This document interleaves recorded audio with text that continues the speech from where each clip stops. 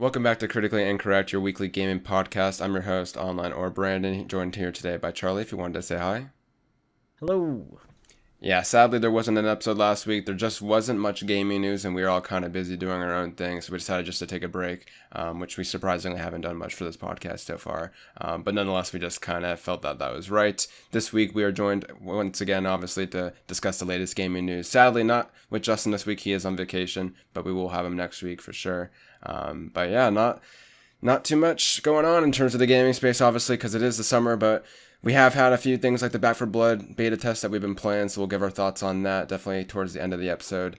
It's going to be largely similar to what we talked about like 7 months ago, but they definitely fixed a lot of things. And then, yeah, we got some cool gaming news this week to talk about as well. So, yeah, with that being said, Charlie, it's been like 2 weeks since we last talked in terms of our, gaming catalog and what we've been making our way through. So I know last time I talked to you, you were talking about Max Payne and all that. So if you want to talk about what you're playing for like the last 2 weeks or so, go ahead. Yeah, I'm like racking my brain now, going, what have I played the past 2 weeks? Like going all the way back. So yeah, I played a bit of Max Payne. I still haven't beaten it, just because I kind of put it to a sideline whilst I was doing some other things. I did actually go and start and play through Halo 1. It's a game that I've been wanting to play through the whole series for a long time, but I've just never gotten around to it. And I've stopped and started Halo 1 many a time. But I finally, like, last weekend, I think, well, no, it would have been like a week and a half ago now. I just sat down and played through the whole thing. It has not aged well, the first one, like, at all. It is very, like, bloated. There's a lot of repetition when it comes to level design and things, and it does kind of grind to a halt when you get to that halfway point, and it is a bit of a slog, but it's still a decent game, and the gunplay is pretty good.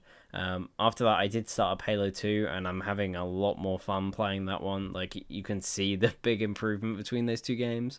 Not just gameplay wise, but also graphically. When you play the Master Chief Collection, like, it looks so much better than the first game. So I've been playing through that. I played a bit of co-op as well, which I didn't play the first one co-op, so that's been pretty fun with one of my mates who's like really into Halo. So he's like showing me all these weird shortcuts and stuff that I would not have had a clue on how to do. But other than that, it's mainly been more multiplayer stuff. So like I normally do, playing a lot of League and things. I gave the Splitgate beta a download. I've played about 6 hours of that. I'm really enjoying it. Again, very Halo-esque. I just felt like playing that kind of game, and obviously Splitgate blew up recently. But I've been having quite a bit of fun with it. I've played it with a few mates who, some of them are really enjoying it, some of them not so much.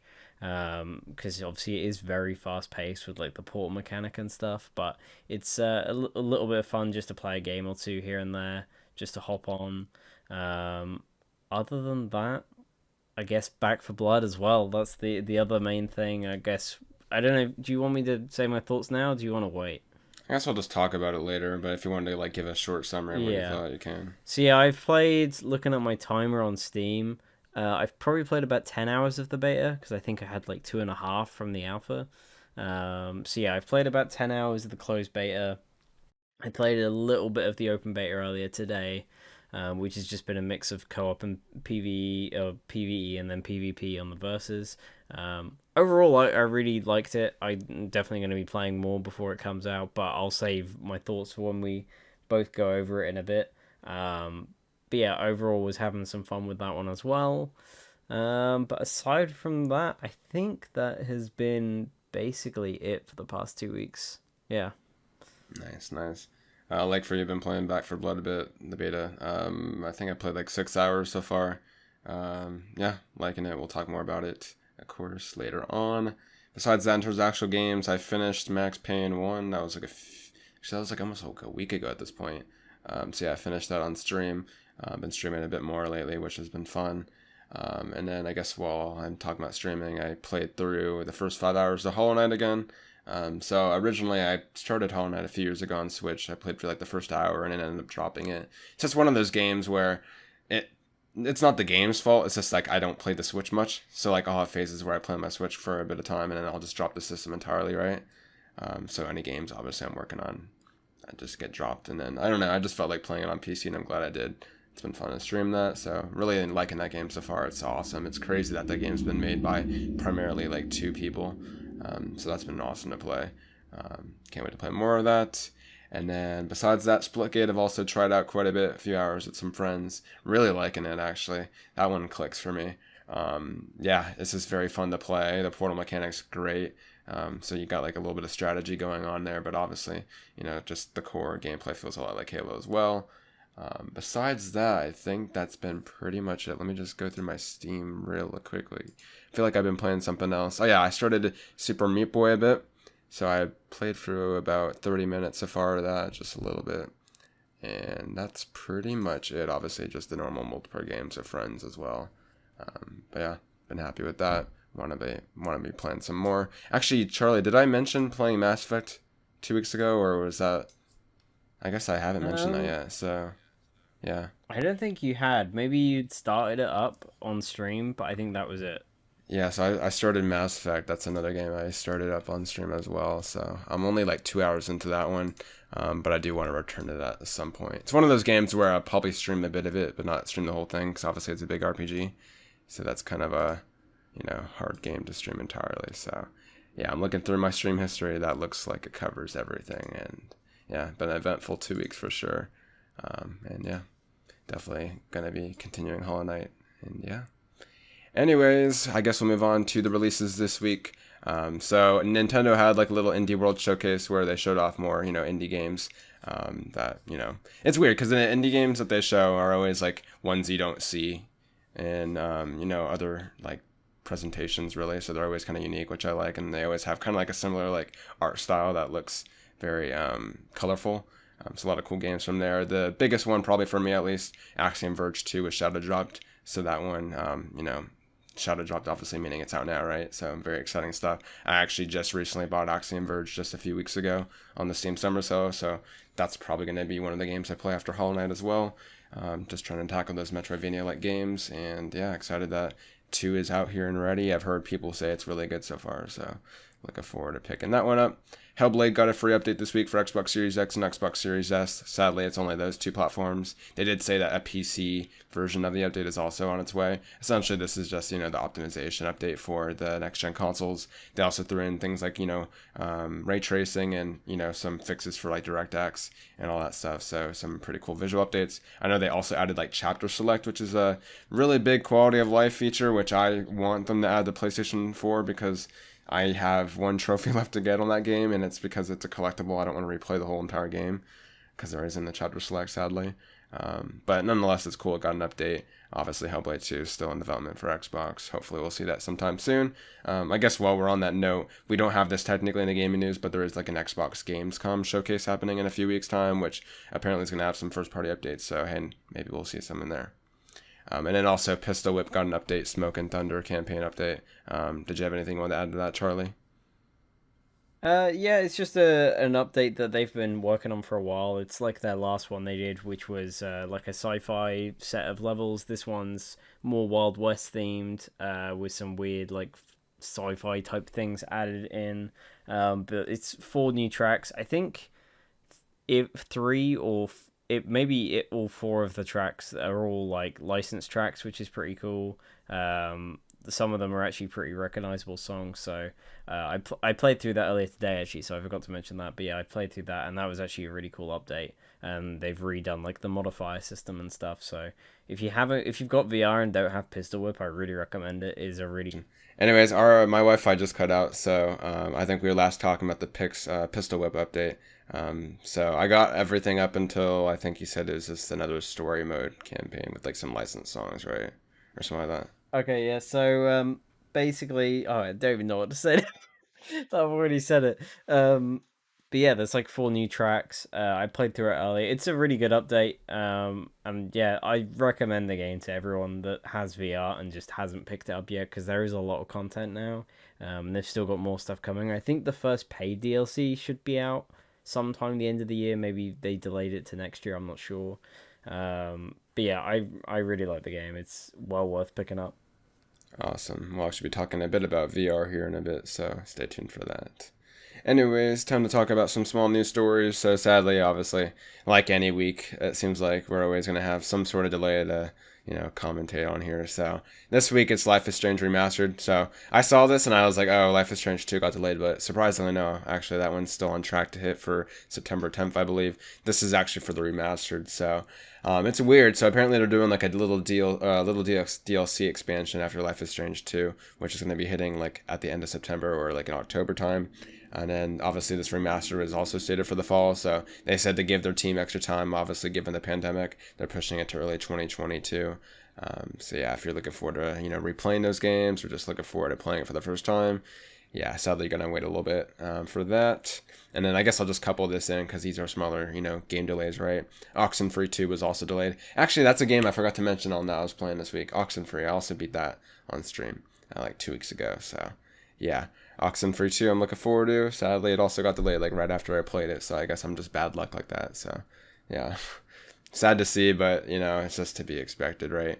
I guess I'll say at least in Oxenfree 2's case is that game was like recently announced for like 2021 and just also recently announced in general, so I kind of didn't expect it to hit anyway, but still, obviously a bummer. So yeah, with Oxenfree 2 and Life is Strange, did you have any thoughts on that, Charlie? Well, Oxenfree I haven't played. I feel like it's one of those games I own on like 4 different platforms because it's been free so many times, but I've just never played it.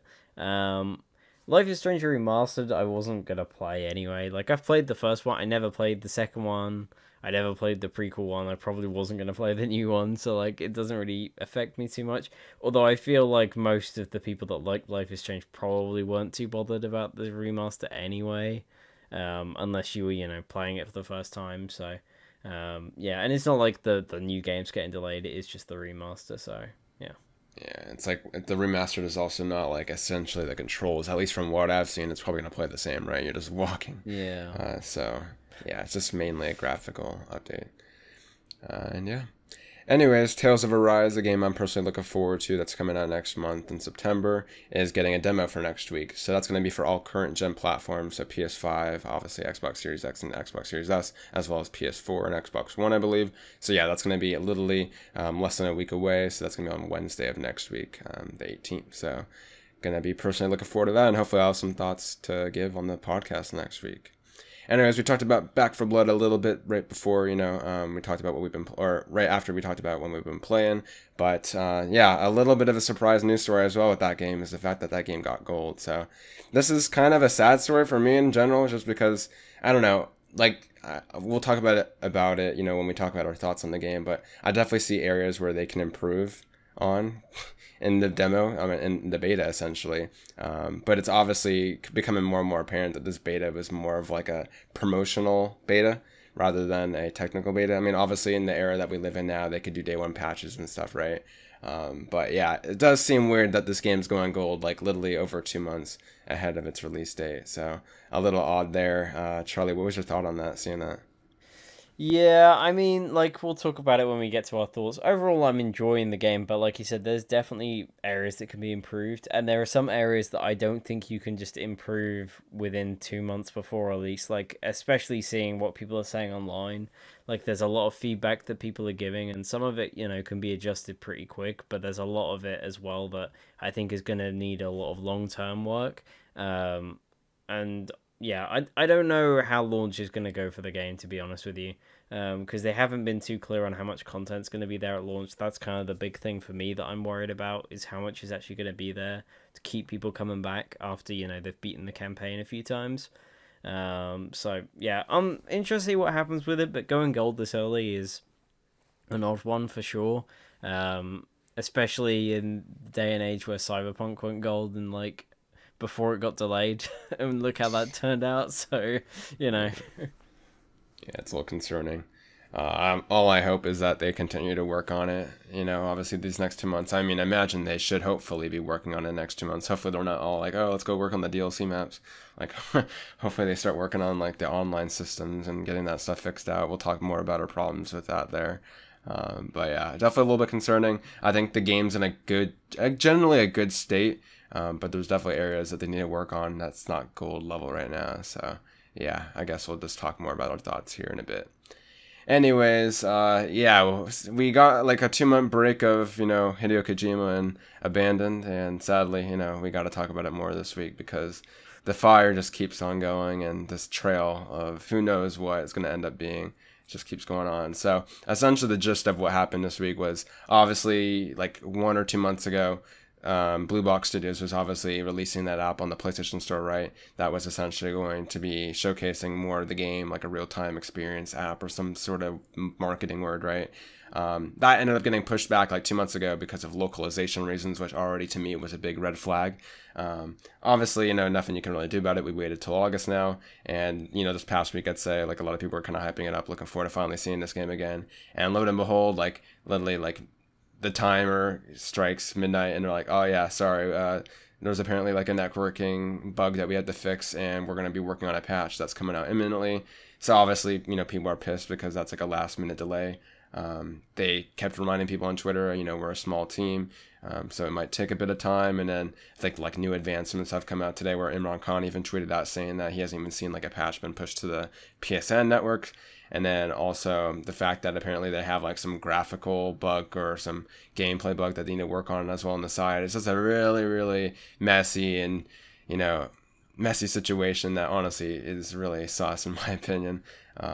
But yeah, it's an interesting thing. I mean, if you want to know my personal thoughts on this whole thing, I totally don't think it's Kojima. I think if it is Kojima, that it hasn't really been that great of a rollout, just because the main thing for me going on right now is the fact that if it was done by a big company, it wouldn't have been this bad. The only times you see like things like this happen where things break at like, midnight, or, these releases don't go as planned, is usually when it's like a smaller team, right? If you have a big team like Sony that's behind this and Kojima Productions, we wouldn't have been seeing everything that's happening out, right now. This totally screams like an indie dev that just is riding the hype of obviously possibly being linked to like a Silent Hill, right? And then just not knowing how to properly manage that, and obviously keep adding fuel to the to the fire, and ultimately getting burned now by it. So Charlie, I'll let you speak on this. What have you thought about everything that's been going on? Yeah, I don't know, man. It's such a weird situation. Like, I'm almost certain, like, it's gonna have nothing to do with Kojima or Konami or Bluepoint. Like, I'm pretty sure that it is just a guy from a small studio who managed to secure a deal based on a cool idea and pitch that he gave to Sony and all these other, companies that are helping him out with the so-called game.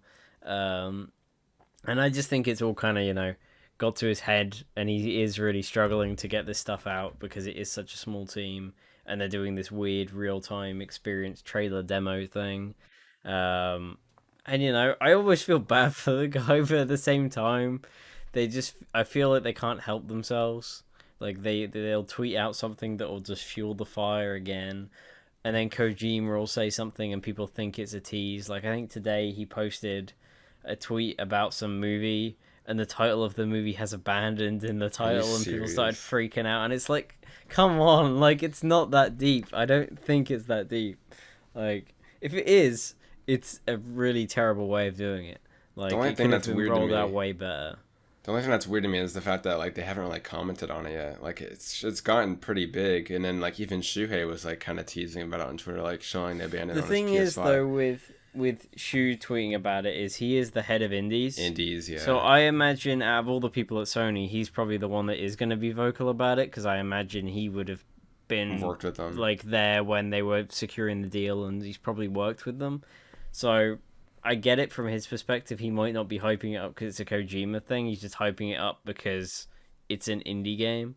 Um, but yeah, I don't think there's anything to it. I think it's just a weird situation. I'm still interested to see what it is, no matter what. Like, because it's such a unique experience. Like, there's nothing like it. But honestly, if I was them, rather than just keep delaying this weird demo thing, I would just upload the trailer that you're going to show in this real time app and be like, here's the trailer for now. You can experience it on your PS5 in a bit, but for now, we're just going to upload it to YouTube. You can just watch it like a normal trailer. Here's what the game's called. Here's what it's about.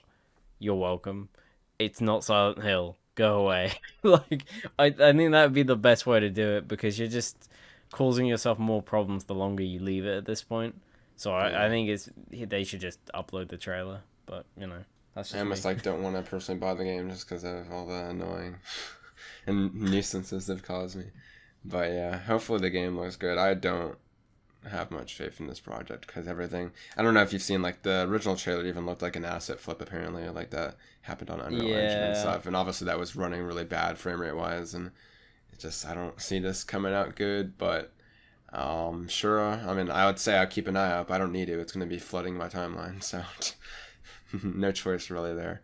But yeah, I'm sure we'll keep you guys updated and give our thoughts on it, in the coming weeks when more advancements take place. Hopefully, we'll have a trailer in a week's time. But Coming if you weeks, I ask don't me, know. yeah, We'll if be you here ask same me, time who next knows? year.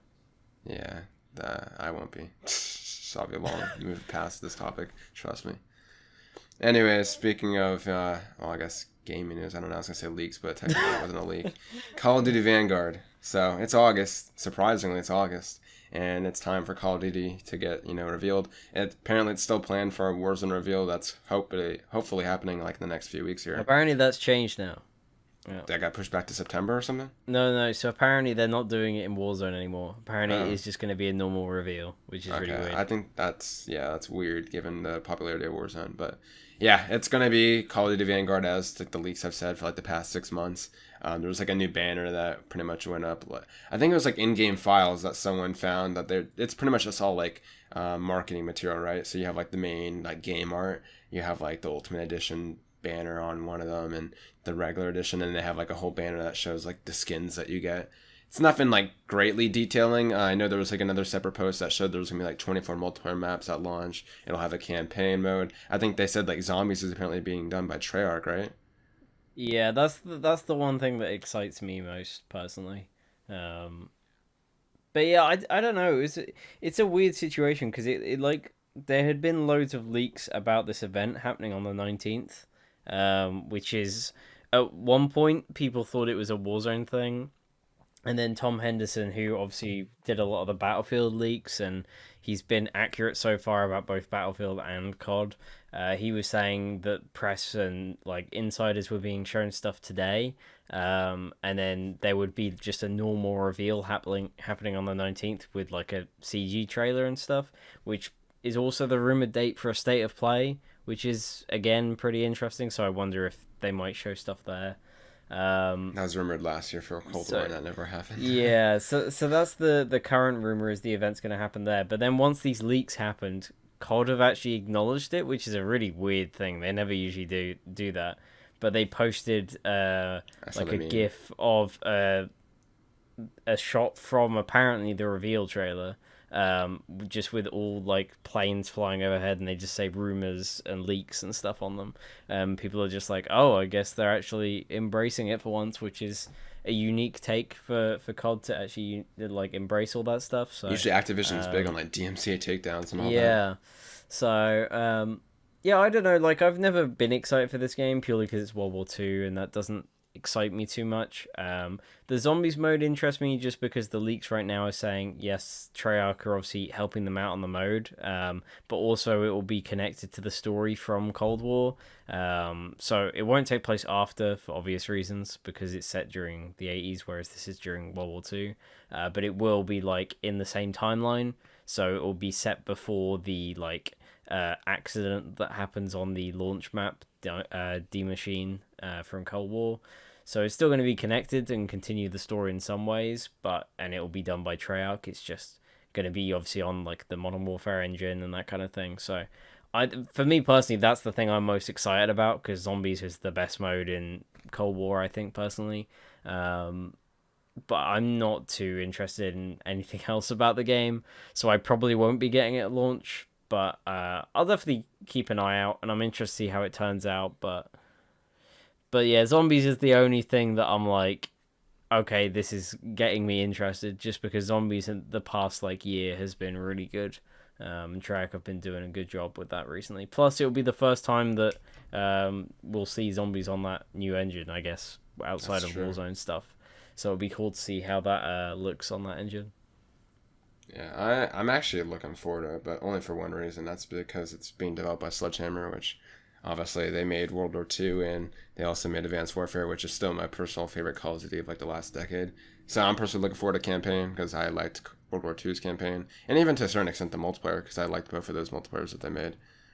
So yeah, that's the only reason I'm currently excited for it. Not thrilled it's going back to World War II. Just because literally they keep revisiting wars because they don't really have anywhere else to go. And then they could go futuristic, but then people are going to complain it's not boots on the ground. They're kind of in a shitty position because they're a yearly Yeah. release game, but there's not a war happening every year. So yeah, it's funny. Man, it's crazy. I wonder what Call of Duty will look like in 10 years if we're still getting World War IIs. Imagine. But yeah. Hopefully it's good. There's been like, thing is, last year I was like really worried about the game because obviously Jason Schreier was reporting on that game for like a few years, right? Saying that, a whole year was almost like scrapped and they had to move development over to, to Treyarch, right? But that game ended up being decently well. So people are saying the same thing this year. They're like, oh, I'm worried about it given the development rumors, but we'll see how the game looks, right? Like last year I thought it was going to be a total shit show, but that game ended up being good to many people, even if I didn't like it personally. But yeah, looking forward to seeing what it looks like, and hopefully Sledgehammer comes through. So we'll see that. We might even be talking about it next week on the podcast if the 19th rumor is true. So yeah, look forward to that. Anyways, Charlie, you want to introduce this next topic? Because I honestly didn't even know this was a thing. Yeah, so I think this happened last week, so it's slightly older news by the time you'll be watching this. But Sony did start talking about Ghost of Tsushima Legends is going to be sold as a standalone game. So if you own Tsushima and want to get some mates to play the game, but they're not too bothered about just playing the single player, they'll be able to pick up the multiplayer. I don't think they've said how much it's going to be. I assume like probably 15, $20, something like that. But yeah, it's gonna be standalone. So like I said, you can buy it without the game, but they are also adding some new stuff in for the director's cut, which will be a free update if you don't want to buy like the expansion. The biggest thing is they're adding in like a PvP type mode. It seems like it's gonna be similar to Gambit from Destiny, where basically you've got two squads of the like ghosts or whatever fighting just like normal AI enemies, and then you're scoring points by doing that, and then obviously using those points to attack the enemy team. So it seems like it's very similar to Gambit in that respect, but that's kind of the new mode. They're adding in like new cosmetics and stuff, and then they have also said I think next month they're doing another update where they're adding in some new maps as well as like a new difficulty for the raid and stuff. So I'm hoping I'm going to get to play a lot of this stuff because I've been trying to recruit some of my mates from work to play it because they liked Ghost but never played the multiplayer. So I'm trying to recruit them for when Director's Cut comes out so we can play through everything because I really want to play through it and try out the raid and stuff. So Awesome. Yeah, I mean, a lot of people know my relationship to like Ghost in general, right? But I'll be definitely going into the director's cut in general, and then I'll probably give Legends another shot. I think I beat it with Justin at launch, but I've never returned to it. Yeah, I never returned to it. I never did the raid either. I'm not sure if I'll go that far when I return, but I'll definitely go through the new mode that's like Gambit inspired. So that's really really cool. And yeah, we'll probably be talking about Ghost as well in like 2 weeks time when the director's cut comes out and we've been able to play a bit of the expansion. So that'll be cool to have all three of us talk about that. Anyways, big story that happened this week, at least in the anime world, is the fact that Crunchyroll was acquired by Sony. This is ringing off a lot of alarm bells to the community just because obviously Sony owns Funimation. So there's kind of, a reason to be said that this might start to become a monopoly, right? Just because Crunchyroll is such a big anime source, and the fact that Funimation was also another one of those giants, and the fact that Sony's now going to own both of them is pretty concerning to some people. We'll see how that affects things, obviously. Nothing can really be said right now. But there is a rumor currently that this acquisition might be leading to the fact that Crunchyroll will be added to a PS Plus, membership tier. I think I saw something that said it might be like a more expensive model or something like that. It might even be just added to the base expense. Sony's been kind of doing something like this. We had talked about this before, like in the months prior, that they added some like movies/videos, right, to like certain countries, PS Plus membership offerings. So wouldn't be surprised to see if they do this the same. Who knows if it'll make it, across the globe. But still interesting developments in general. So, do you have any thoughts on this? I know you're not really a big anime person, Charlie, but anything? Yeah, it's interesting considering they do already own Funimation. I would imagine this is just so that they can say they've got both and then eventually just combine them, right? That would be the most logical solution because I don't know too much, but I assume there are shows that you can get on one but can't get on the other. Would I be Yeah, right in saying that? yeah, So you're yeah, right. I would imagine they would like combine them in some way, especially considering like they did a thing with Funimation where you got like 3 months for free if you had a PS5. I don't know if that was that just Europe or did they do that in the US as I well? think it was U.S. as well. Okay, yeah. So they did that recently. They've done that with Apple TV Plus as well recently, which is pretty cool. So um, they seem to be doing a lot of like TV deals and stuff. So to be honest, I'd probably be interested if they added it to PS Plus or did like a more expensive version because I do want to get into watching more anime and stuff. And just having it there without having to like pay another subscription would be nice. So yeah, I'd definitely be interested if it's something they're doing.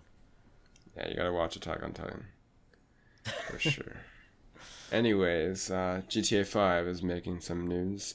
Essentially, this is a pretty quick story. It's reported that apparently the PS5 version is essentially going to be running at 4K 60. I imagine this will be true for the Xbox, version as well. So that's pretty cool.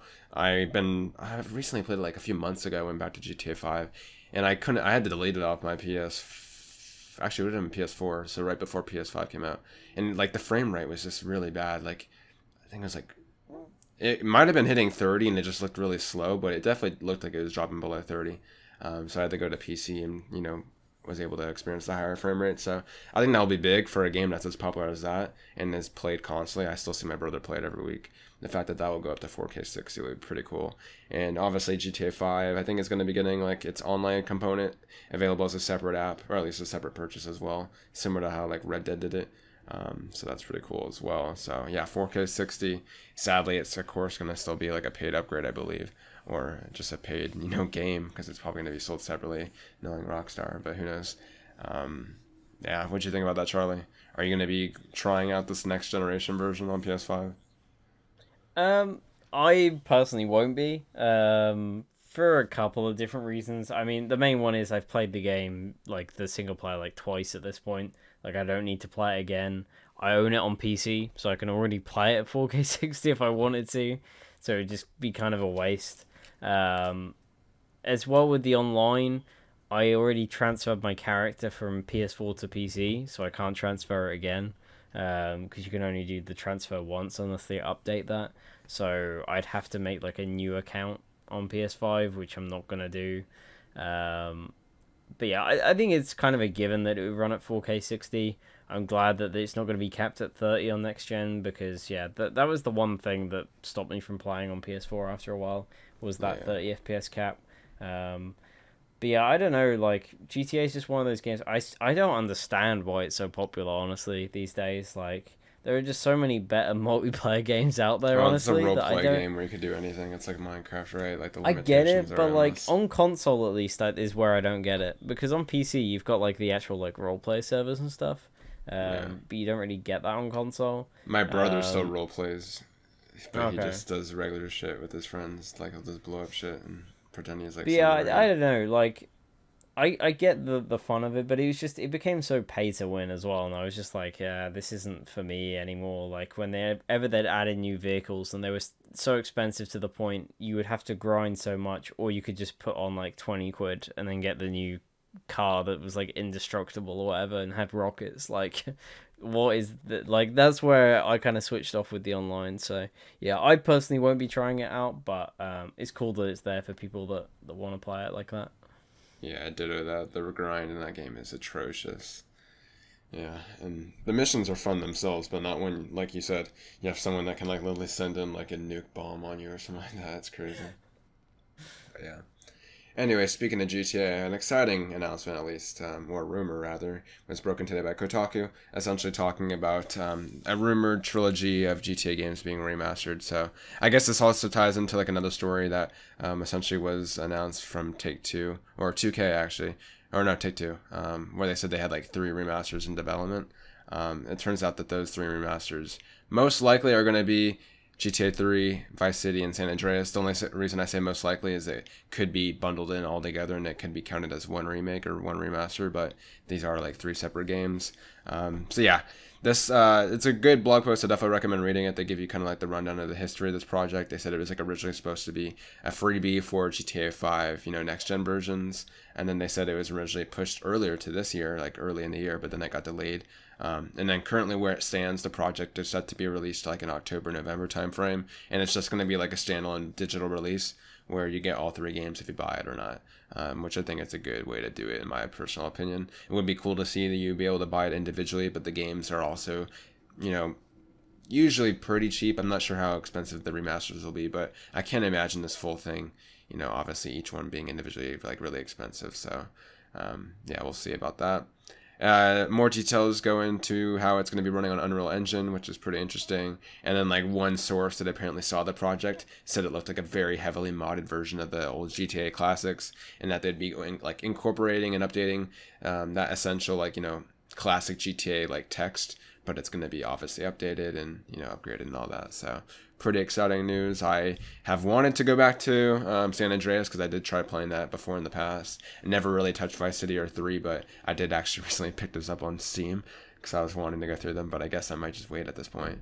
But yeah, pretty exciting news stories if you ask me. There was one last tidbit at the very end of that article that said that they are interested in doing like a Red Dead Redemption remaster, but currently Rockstar is waiting, or I guess it would be Take-Two that's waiting on the sales currently first of the, trilogy first. So if you want a Red Dead Redemption remaster, it looks like you're going to be wanting to purchase these GTA 5 or GTA remasters that drop later this year. So what do you think about this, Charlie? Yeah, I think this is really exciting. I haven't played 3 before. I've played a bit of Vice City and I've played San Andreas, but all of those were a long time ago. So I don't really remember them too much. So it would be nice to go back and play them, especially if they play a lot nicer and just look a lot better. Especially because like I don't want to buy them on PC because I know the older GTA games are a pain on PC. I don't know how bad the PS2 ones are, but I know like GTA 4 and the episodes are meant to be like awful to try and get running. So I would hope at some point they would remaster 4 as well because I really like 4. So maybe if this does well, they'll go back and do that when they do Red Dead. But yeah, I'll definitely be picking it up. I can see it selling very well if it's something they're doing on everything. Because from what I remember, the PS2 classic ports they did on PS4 did quite well. So I'd imagine this if it comes to everything, which is meant to, so like Switch, PC, Xbox, PlayStation, I can see it doing really well. It would be something I would probably like to be able to play on the go, but at the same time, it's probably gonna run a lot better and stuff on PlayStation, so I'll probably get it on there. But yeah, I'm definitely interested in getting it. I hope it's I hope it's not full price. I'd imagine it's going to be like $30-$40.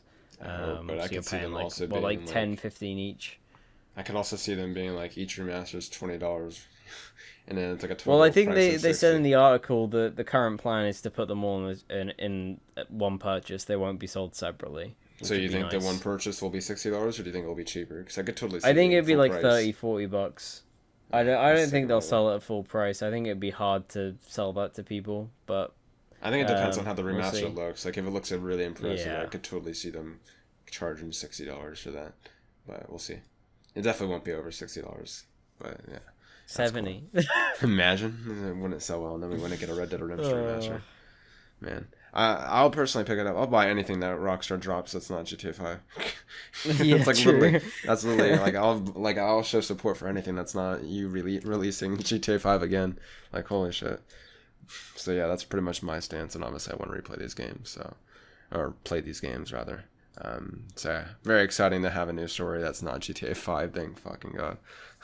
And yeah, hopefully we'll eventually, get a GTA 6, but obviously given the fact that this remaster is coming out, GTA 6 is a while off. Anyways, Charlie, if you want to talk about the Battlefield tech test going on, because I think you're more in the loop about what's been going on with the issues and all that. Yeah. Sure. So, I mean, technically, we're not meant to know about this, but the internet exists, so there was no way that this wasn't gonna come up at some point. But basically, this weekend there is a Battlefield technical test going on. There's been quite a few issues because people have been posting, obviously, clips online. Like, there's been quite a few gameplay snippets. Annoyingly, none of it looks that great, which is a shame. I don't know why people can't record at good quality. I never understand that when these leaks happen. But yeah, so there's been quite a few problems with like performance. For whatever reason, there's a 30 FPS cap on the game, which people aren't able to remove, which is super odd. I don't know what that's about. The hell? Yeah, I don't know why that's there. It's really weird. I know people have been saying there's like weird input lag, so they're really hoping that if they just remove the cap on the test tomorrow and over the weekend, it'll fix it. I do also know they're having server issues. I will say I might get to give this a go because I know somebody that got into this, so I might be able to try it out. But I hope I do. But at the same time, it's probably not going to be the best way to first experience the game going on how this is going. So, but yeah, I've seen a lot of people complaining about the game in general because of this, and I think the most important thing to bear in mind is that it's not an alpha or a beta. It is just a tech test they're doing to stress test the servers more than anything. It's not there to, show you how amazing the gameplay is going to be or like how well it's going to run, because it's not going to be a super optimized build of the game. I would imagine if the problems are still there when you play the beta next month, now that'll be a problem. What if they go gold during this tech test? Yeah. So you to see the post saying they've gone gold, you'd be like, But yeah, no. If these problems are here when the closed and open betas are here, then it will be a problem because that is going to be representative of a very near to final build of the game. But for now, I'm not like scared that the game's going to fail or something crazy, because I think people on Reddit and stuff have been saying the actual maps and like gameplay is pretty good. There's a few things they would change with like movement and stuff, but most of the problems they're having are just weird issues that are probably just down to optimization and stuff. So yeah, I'm looking forward to giving it a go when I can, whether that's soon or when the beta comes out. But yeah, overall, hopefully it gets fixed. But for now, it's in a weird state. Yeah. I will probably just hold my thoughts off until obviously the beta. Tech test does sound very early, so like you said, it could just be stressing the servers. I don't know why you'd put a 30 FPS limit. Like, that's just gonna ruin sales. It's weird, yeah. Like, that's so bad. I don't. Like, that's like I have like, holy, like, what? Who thought of that? But yeah, it's a weird story. Hopefully they sort their shit out right, and I'm sure it'll look better than that. Like, it's hard to say that that's gonna be the state of the game, obviously, in October. So I'm sure it'll end up being worked out. And yeah, the beta will be the real test, because obviously that's more of a version of the final game, like Charlie said, where, you're also doing it for promotional reasons as well. So yeah, we'll look forward to that. And hopefully they sort this stuff out. Anyways, our last story is pretty exciting. This happened like 2 weeks ago, or a little over a week ago, like a week and a half ago. It has to do with PSVR2. So essentially, Sony had essentially like a conference meeting with a bunch of VR developers, just talking about their plans for PSVR2. So first of all, everyone's calling it PSVR2. Apparently their code name in-house is NGVR. It's like next gen VR. So it's possible that they could just call this like the new PSVR or something like that. Going into more of the actual leaks and, tech details is the fact that it's apparently going to have like an HDR OLED display. So that's pretty exciting. It's apparently supposed to be 2000 by 2040, so that's a pretty good display. I believe that's slightly better than the Quest currently. It's like in a really good ballpark. I think is that higher than the Valve Index? I don't think so. Right? I think it's in between. So? In between, okay. FOV is going to be 10 degrees higher than it was on the PSVR, so it's going to be 110 instead of 100. And then some of the more exciting details are the fact that apparently they're going to have like eye tracking, as well as like a resolution modifier on the game. Essentially, what eye tracking is really exciting is basically because of foveated rendering. This is a very tech-heavy topic in terms of VR, but I'll just sum it down to the fact that essentially when you're in VR, right, wherever you're looking is technically the only part of the game that needs to be rendered, because obviously that's the only part of the game that you're aware of that exists, right? So that technology currently is being worked on, so that everything else can kind of just be blurrier, right? They just put all the maximum amount of detail that you need for like the full quality into where essentially your eyes are looking at. So apparently Sony has some sort of version of that implemented in PSVR2, which is pretty big.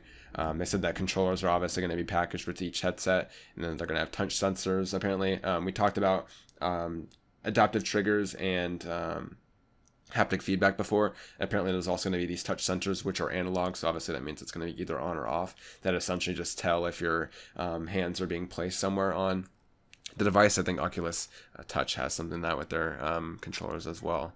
But ultimately, it's pretty exciting. They said that they're going to be giving out launch details in early 2022, so it looks like that should be, where we get some good information. I still think we should be hearing about that, at least the headset. We should probably see the headset pretty soon here, just because obviously we saw the controllers like ages ago. I think we're definitely due for another PSVR reveal any day now, honestly. But some very good, information to be taken there. The last one is probably the one that you've seen the most, just because obviously this has to do with games. Sony's apparently trying to work on more AAA hybrid experiences. So think of like Resident Evil 7, where you had like a VR mode and a non-VR mode, similar to Hitman 3 as well. It looks like they're going to be aiming for those type of experiences rather than like the short 1 hour VR demo experiences that essentially is what VR is kind of known for at the moment right now. So some pretty solid details. I guess I'll let you speak, Charlie, and then we'll have a little bit of conversation about that. Yeah, I mean, there was some exciting details in there. A lot of it just kind of confirms what there had already been for like rumors and stuff when it comes to like the display and that kind of thing. Overall, the headset's sounding really promising. I do hope we see it soon. I think it would make sense if we did, especially because I would imagine if they haven't already, then dev kits will be going out soon. Just because obviously they need people to start working on that stuff for launch and that kind of thing. Because I would imagine if we're getting reveals on like pricing and launching and stuff at the end or beginning of next year, means we're probably going to get it at the end of the year. Probably a similar time frame to when we got the first one, that October time period. So yeah, I wouldn't be surprised if we see it soon, but I also wouldn't be surprised if they try and wait as much as they possibly can. It would be cool if maybe they did a Game Awards thing like they did with Series X, and they just kind of show off some hardware at the start, which would be a cool way to reveal it. I doubt it. Like, it's towards the end of the year, but it would be cool if they did it at an event like that, just to show it off. But yeah, overall, I'm really excited for the headset. I hope they can get a good price point on it. By the time it comes out, some of the hardware costs will hopefully have gone down a bit, just because it should be in that sort of like Quest price range would be where I think they should aim for. That kind of like $299, $399 sweet spot, I think, is where they need to aim for. That's optimistic. But I mean, I don't know. I don't know if it is or not, because like overall, the like hardware wise, it's like probably similar to a Quest, just without the obviously the power, CPU, the actual hardware inside the headset. I think it's definitely possible that they could hit the $399 price point, which I think is where they need to be. That's where they were with the first headset. So I think that is the ideal place they want to try and get, because the problem is with VR now is we're starting to get to the point where there are decently priced alternatives. Like the Quest, they just announced, we didn't mention it here, but they did just announce a 128 gig model, which is going to be in between the 64 gig and the 256. So if you want more storage but want to spend less, then you can do. I don't think it's useless, because some people just want to buy a $100 gap though, right? There was like a $299 and a $399. I mean, that's what I remember. I think it's $100 between. So they just gonna have like a $50 increment. And 256, I think. I don't know. But I mean, like, I think it's a good place to have that sort of price, because people want more storage, but they might not want to shell out the extra. I mean, obviously they have more data than I do, so they probably have a reason. Yeah. So yeah. I think it was just because 64 gig probably isn't enough for a lot of people that are buying like multiple games and things.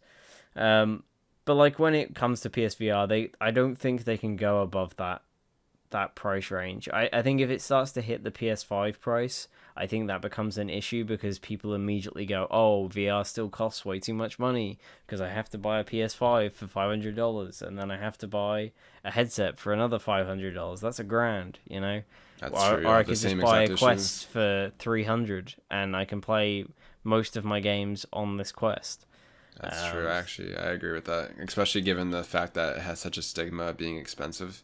I think that it Yeah. would be wise to get 299 as a good price. Especially when PSVR came out, it was a big deal because the only other headsets on the market were the The Rift and the expensives and Vive, yeah. which were both at like $700, $800 at the time. So it was much cheaper than the PC alternative. Sure, it wasn't as powerful, and the hardware wasn't quite as good, but it was able to play a lot of the same games.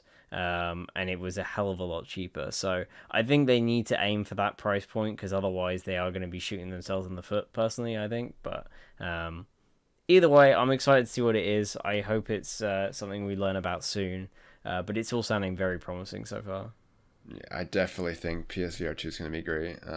Just because I've experienced the Quest and I've experienced the PSVR, and I like both for different reasons. I like the type of experiences I get on PSVR because Sony makes a lot of those longer games. Obviously they have like their first party titles and like even deals with like Resident Evil 7, right? You just get a lot of full experiences, and the headset's also super comfortable, which I absolutely love. It's like the one headset I can play on for like a few hours and not feel really fatigued. And then the Quest obviously is more, has better technology with its tracking, which is ultimately like the most important. And then the resolution's better, but ultimately it's not as comfortable, right?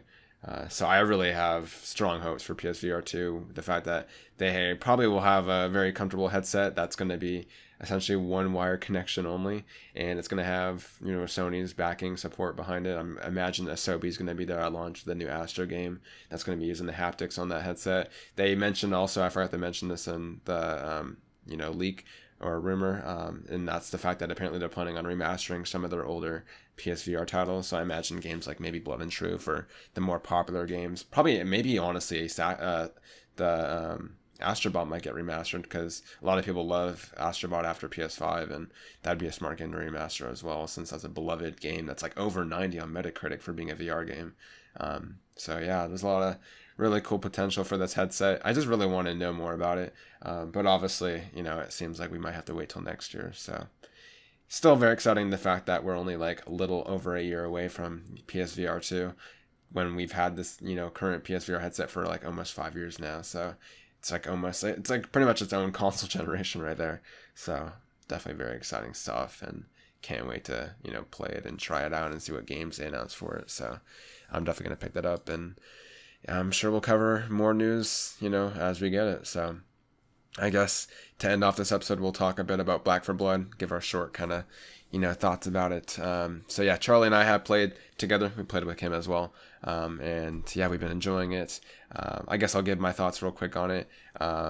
We had like some pretty big issues with the game, obviously back in December with the alpha.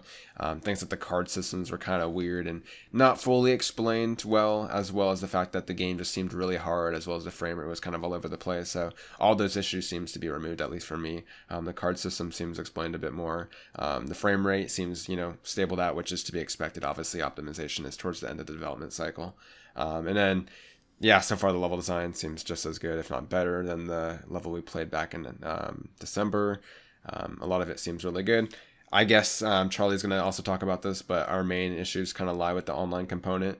Essentially, there's quite a big issue with the online component for multiple reasons. For starters, there's some like really big technical issues where if the other enemy team decides to leave the game early, you're essentially going to be left with a defeat, which makes no sense. So you get punished for, the other team leaving, which is not how it should be, obviously.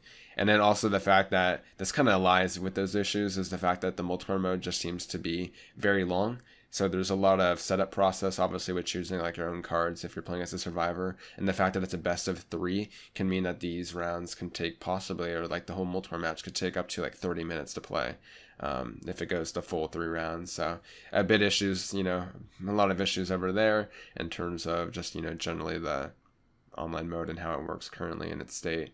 The only other issues I do have is just for its DLC and post-launch. Still kind of concerned that it won't have enough content at launch. The content that we do have at the beta is really good, but I'm just wondering how much more there is. Yeah, just you never really know. As Charlie said, they haven't really been that vocal on it. I'm hoping there's at least like a good 4 times the content that we have in the beta, at least for the campaign modes, because that's personally what I always play these kind of games for. But yeah, just those are like my lingering issues / concerns right now. So how do you like the game so far, Charlie? Yeah, I think like you, like I can agree they've improved a lot. The difficulty has been insanely adjusted to the point where I think it's maybe too easy on the easiest. Yeah. I would say most people, if you're gonna start playing it, I would say just skip to the normal difficulty, where they introduce friendly fire and stuff. That mode's a lot more fun because there's also some enemies in that you don't get in the easy difficulty. Like I can't remember what they're called, but like the shrieker type ones that if you shoot, they like cool a horde down Snitcher and or the stuff. snitch. Snitcher, I think. Yeah, that might be it. You don't get those on like the easiest difficulty. You also get some different like ridden like cards and stuff. So it's well worth playing on those difficulties compared to the easy one. Overall, the gunplay feels a lot better than it did as well. It felt alright in the alpha, but it feels a lot better now. Performance is a hell of a lot better. They've got NVIDIA DLSS support, so even though it already runs pretty good, you can also put that on and almost double your frame rate. Like I was running at like 150 to 200 FPS most of the time, which was great considering the alpha I think was struggling to hit 60 a lot of the time. Yeah, So they've really optimized the game well, which is nice to see. But yeah, like Brandon said, the versus mode is a real problem. It's pretty fun when it works, but the matches are way too long. It can get a bit stale purely because it does just revolve around how long can I survive until I'm in this tiny zone, and then the only way the enemy team can win is they literally just have to survive a second longer than you. But like we said, if the enemy team disconnects when you start the next round, you'll lose for some reason because the enemy team left. It makes no sense, and then you don't get any points.